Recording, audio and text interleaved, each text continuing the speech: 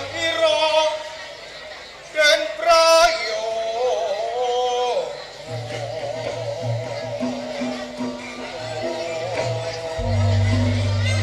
sing sanyo sing rukun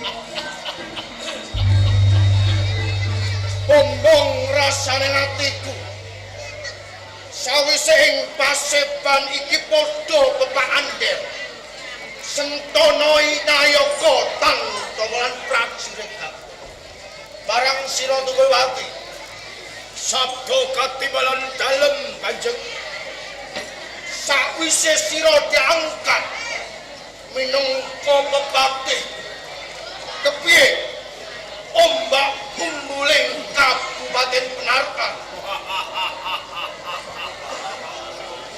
Kanjeng Dipati Tunggul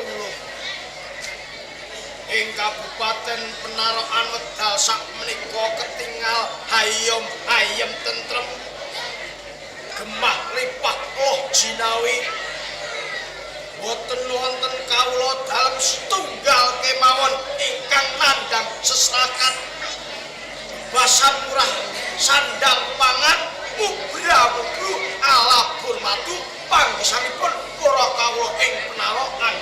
Apa kaya ngono, Gong Gunapati? Menika leres. Pancen tentreming negari ing Panarukan. Niku mboten ngemungake pangarsanipun. Waton kawula Nayaka Tatama sami sengkut gumbekut anggenipun makarya niku tetep Kabupaten Panarukan badhe tentrem kejawi saking menika piye kula anggadai jejiban nampi magang enggal ingkang kula gulundang kanthi olah kridaning peperangan sampun cukat cakut trampil tur tenggias patut menawi dipun inggaken pinaka prajurit beteng negari ing pasaran nanging sira uga aja lali yoso pembangunan kanggo papan pawiyatan di menapa supaya para kawulaku iki ora cubluk yen kawulaku iki wasis ora gampang dijajah marang bangsa-bangsa liya. Oh ngaten. Perkawis niku panjenengan sampun ngantuk wasarta patos. Sedaya sampun dipun tindakaken dening para nayaka. Sira saklarane minangka sambung atore antarane panjenengan kulan para kawula. Anempuh ujaring bebasa ing ngarsa Suntuladya ing madya mangun karsa tuturi handayan kepenak lelungmu wis aja malang adiku Joko Warono sabocah bagus kang anjing karo nggih kapas adipati kula dijibalu piye panjenengan menika ampun kuwatir bab katentreman wonten ing Kabupaten Bulu. Ya. Awit menapa? Kula menika sampun siap-siaga anggenipun jadi wonten ing katentreman. Tapi wates mangke sak wanci-wanci wonten salah sawijining pawungan ingkang badhe damel karingkian cekap kula kalian paman patih para narapraja ingkang sampun ngrampungi kali. Bagus. Jejeg lan doyonging Kabupaten Penampakan ana ing pundakmu kiwa lan tanganmu. Yen ana payu-payu kowe kudu bisa tranggulan. Wis akan kawula meniji. Duh Bapak Guru Walang. Ngaturaken pasegahan kono krambi tunjuk dika.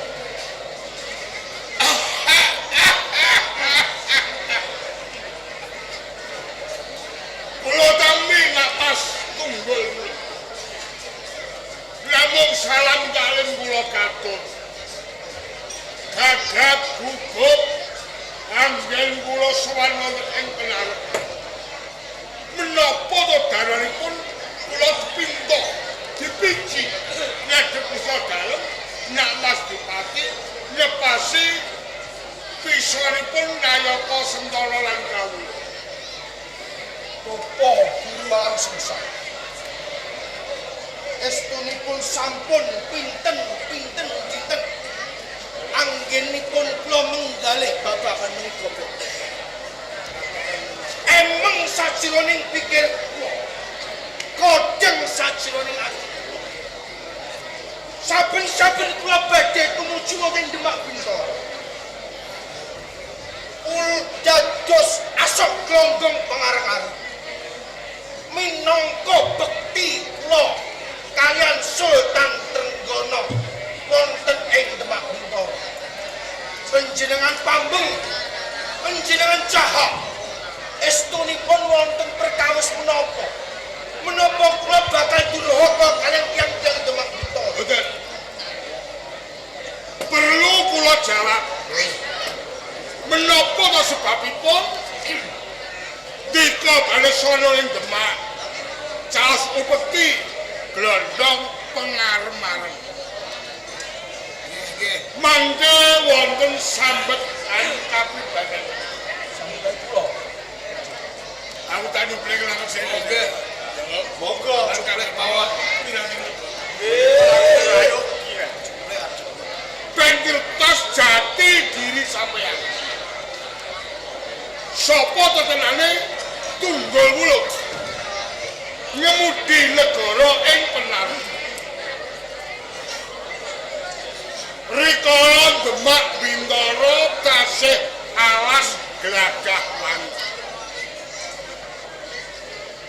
ana lakon Raden Kasan Wijawa Kasan teko ing Praja Majapahit laras padha sedhem Sang Prabu Brawijaya. Sapa to Kasan? Kasan kuwi titise Sang Prabu Brawijaya. Ning wiwit cilik Kasan ana ing Sumatera. Ing Sumatera. Pulo Sumatera. Ing Palembang. Digonta karo Adipati Hayodama. Dewasane laras padha ing Majapahit utawa Ngejara. Rene Sang Prabu Brawijaya kuwi ratu sing wicaksana. Berbudi bawa leksana. Nyakrawati bau denda. Kasan diwenehi bumi Glagahwangi supaya kadapan. Kelakon. Glagahwangi dibabat karo Kasan. Dadi Kuntharaja kena derane Bintara. Bintara. Kasan gumadah merga Kasan disengkuyung para wali. Sapa wali? Wali kuwi wong neka.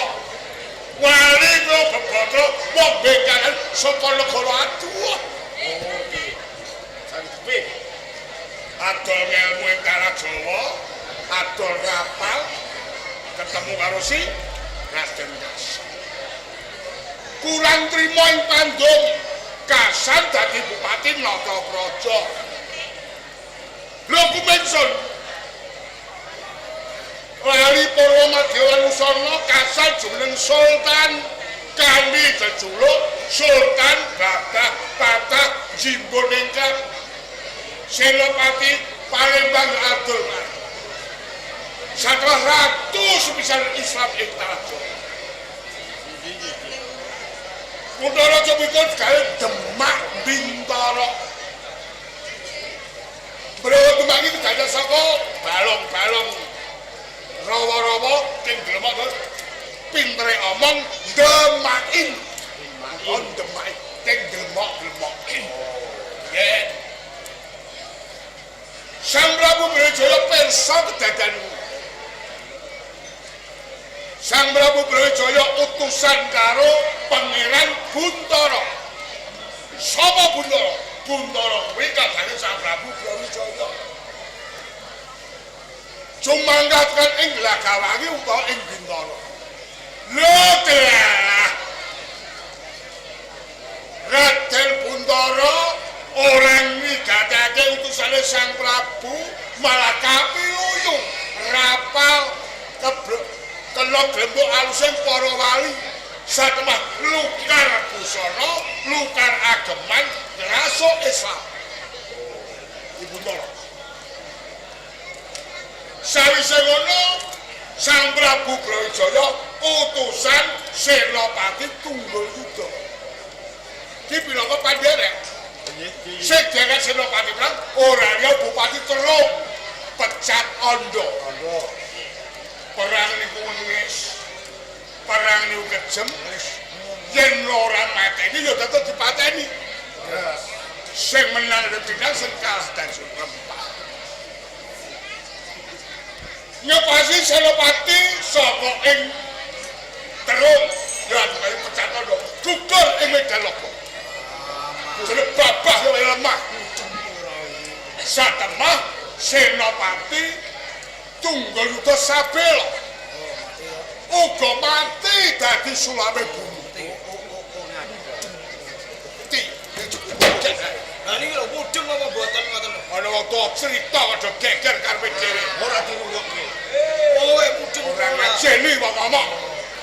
Monggo dibaca. Oh, diperlajengaken. Kendelke wae. Sawise ngono Dipati Terung mati, Tungguluyuda mati. Sapa to Tungguluyuda? Sinten menika? Tenane Tungguluyuda kuwi Sudarma panjenengan. Sudarma.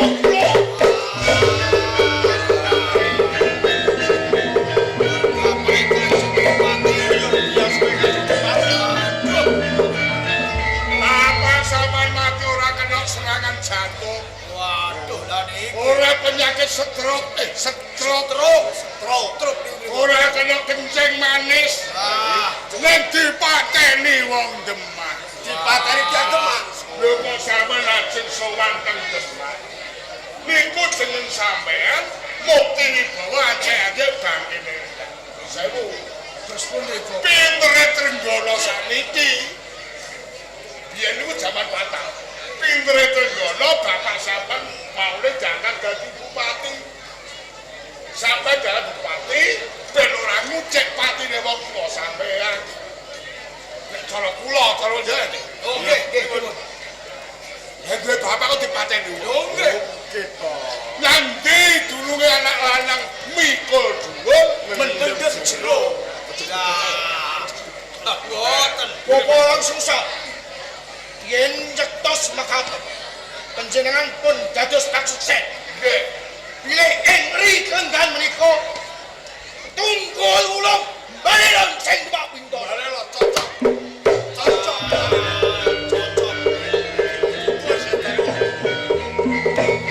Aja daku aku itu mbak cucu aku. Ngukupi barang wong sing nggih lajeng aku tak sumbi. Buruk tan kurungo sampe ora sumat ana utusan saling. Monggo panjenengan ing kariyan sareng kula sumene sawetawis.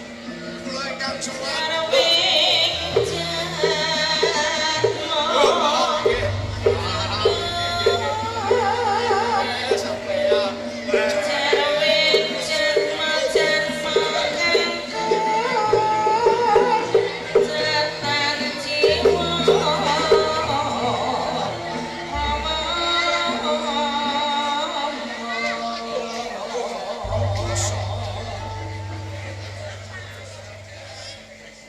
Wonten kawigatosan menapa ngantos panjenengan menika kersa rawuh wonten ing kabupaten.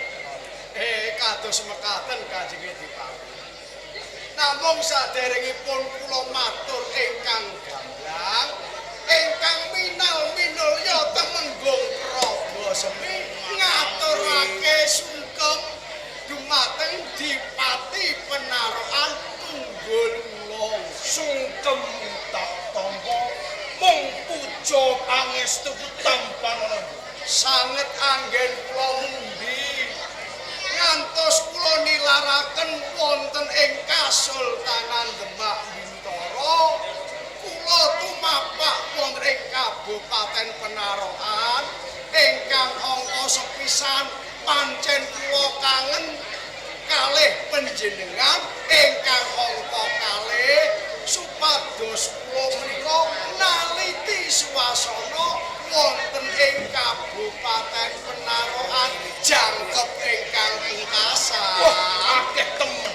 Kula kautus Kanjeng Sultan Trenggono supados nanjihake panjenengan pun pinten-pinten ping swanan panjenengan nggodhangake kursi palungguhan wonten ing Kasultanan Demak Bintoro. Rak perkawis menika Raden sawet nggih tates perkawis menika ndadosaken perumbukanipun sedaya para kadang-kadang bupati pamancat dadekake pangeran. Lho Bupati Penarokan Tunggul Wulung kok ora sukani perkarane apa kok mboten izin ngoten. Gong Praja Semi. Nggih. Cekak osai. Aku bayar sama Demak.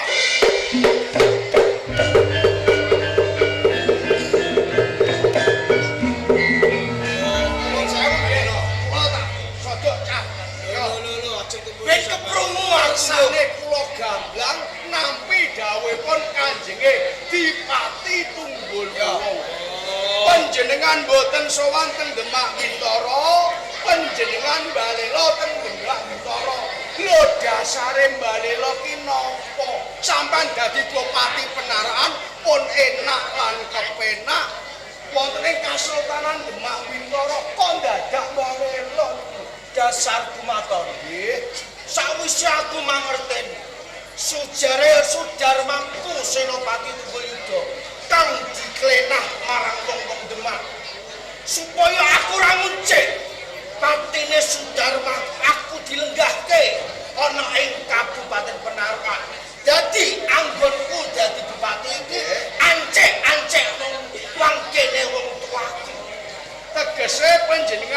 badhe sabela sedanipun tiyang sepuh panjenengan kalih wong-wong Demak. Pancen bener. Yen miturut kowe iki bener apa salah? Menika lepat kangge sanget menawi kula panjenengan badhe malesaken pejahipun tiyang sepuh panjenengan mengke badhe tundhon turutan. Sampeyan malesake patine wong tuane, sampeyan mengkone dipateni wong Demak Bintara, anake sampeyan mesti malesake patine sampeyan. Bakal tundhon turutan perkara boten badhe rampung Nanging jejering anak nggih kudu bisa mikul dhuwur mendem jero asmane wong tuwa. Lah wong tuwa kok dipateni. Wong tuwa iki sing anakno aku urip ing alam donya. nuwun sewu lho. Nggih, jamane niki pun boten jaman Majapahit, niki jaman Kasultanan Demak Bintara. Nek sampeyan kapeksa badhe ngudi tuwuh sedane tiyang sepuh panjenengan pun kadaluwarsa. Kadaluwarsa.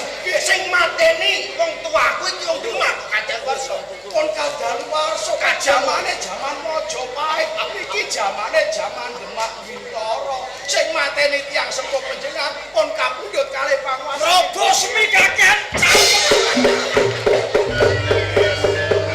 Iki wae kira dadi kewajiban. Kowe ngomong. Lho, Sudarmono. Aku kepengin odi.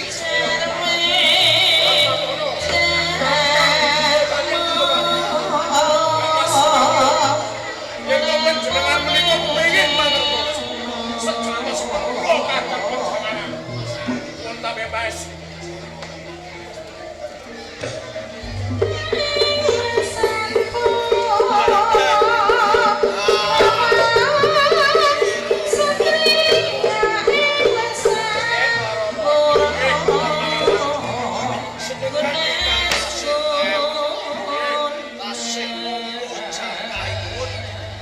Iki wonten lampah ingkang kados ngaten menawi temenggung Prabu Semi pun bibriki perkara.